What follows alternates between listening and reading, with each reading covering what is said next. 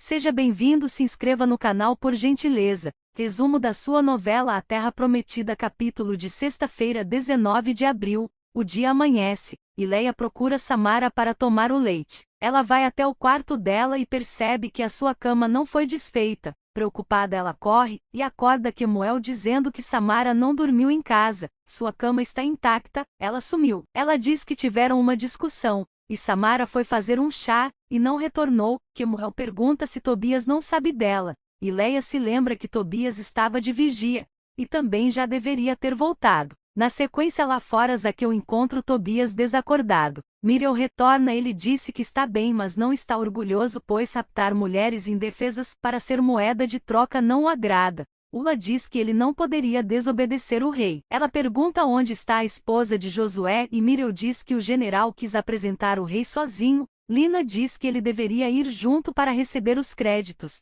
Ele diz que esses créditos ele não faz questão. Tobias acorda na tenda de Darda, e pergunta onde ele está, e quem são eles. Já Samara é levada à presença do rei. Abu diz que a missão foi executada com perfeição.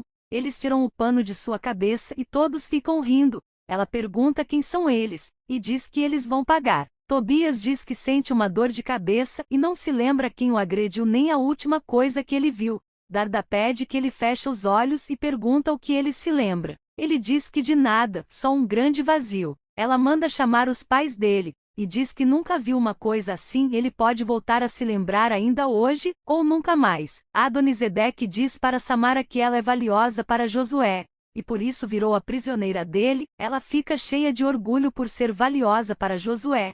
Ele diz também que Josué não vai querer ver seu grande amor cortado em pedaços, e vai entregar Israel nas mãos dele. Ela pergunta: vocês acham que eu sou a esposa de Josué? Cacau fala sobre os deuses cananeus e Mara acha esquisito. Ela pergunta qual é o preço que tem que pagar para ser atendida. Ele diz que se for um feitiço pequeno basta o sangue de animal, mas para um feitiço mais complexo tem que ter o sangue de uma virgem, ou de uma criança. Ela regala os olhos. Ailde chega, e manda Racal rachar lenha lá fora. Samara manda todos limparem os ouvidos, para dizer que não é esposa de Josué e pergunta quantas vezes vai ter que repetir.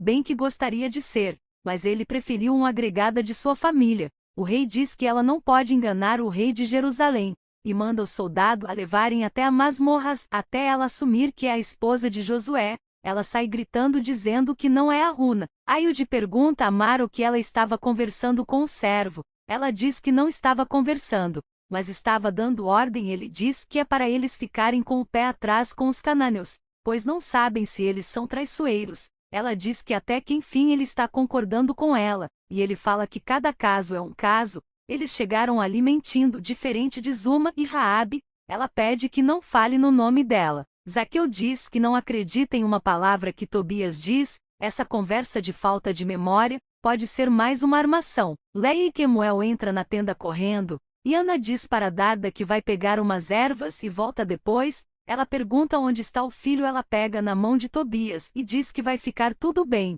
Tobias olha para Darda e pergunta: quem é esta senhora? Sama sente enjoo e Ruth diz que é mais um motivo para ela falar para Boan que está grávida, pois ele vai descobrir mais cedo ou mais tarde, e vai ficar decepcionado quando souber que ela está mentindo de novo. Sama diz que Ruth tem toda a razão, e ela não pode esconder nada do seu marido. Leia diz que seu filho está muito mal, pois não a reconheceu. Kemuel pede que ela tenha calma e diz que está nas mãos de Deus. Zaqueu diz que acha que está nas mãos de Tobias, e não acredita que ele esteja sem memória. Kemuel pergunta por que ele está chamando o filho dele de mentiroso, e diz que não vai admitir isso. Zaqueu diz que tem motivo de sobra para não acreditar no filho dele, mas é repreendido pela esposa, que diz que não é hora, pois Tobias está doente. Então Zaqueu pede desculpas a Kemuel e Leia, e diz que se excedeu, pois se o filho deles estiver mesmo com falta de memória, eles terão dias difíceis. Os reis conversam sobre a presa que eles têm. Adonisedeque diz que eles têm que fazer do melhor jeito para mostrar para Josué que se ele não fizer o que eles querem, eles matarão a Runa da maneira mais dolorosa. Eles dizem que Josué vai querer provas de que a esposa está viva, e ele diz que vai mandar uma peça de roupa. O general pergunta quem deve ir até lá levar. Adonisedeque diz que o ideal é que seja Miriel. já que Josué já o conhece como mensageiro. Leia pergunta para Darda o que pode fazer para Tobias voltar ao normal. Darda diz que não tem nenhuma erva,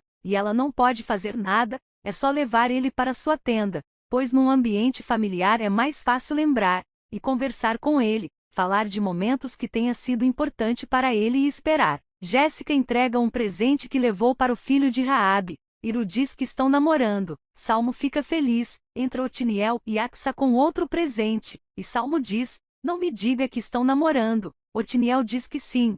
Salmo fala que tem muitos casais felizes na tenda de Judá. Entra Caleb e Noemi, e a festa está formada. Tobias volta com Leia e Quemuel e pergunta se é ali que ele mora. Eles dizem que sim, que a tenda que ele nasceu foi queimada, e ele mora naquela ali relativamente nova. Pergunta se ele não lembra do incêndio. Ele disse que não lembra. Leia pergunta se nada é familiar para ele. Ele diz que não.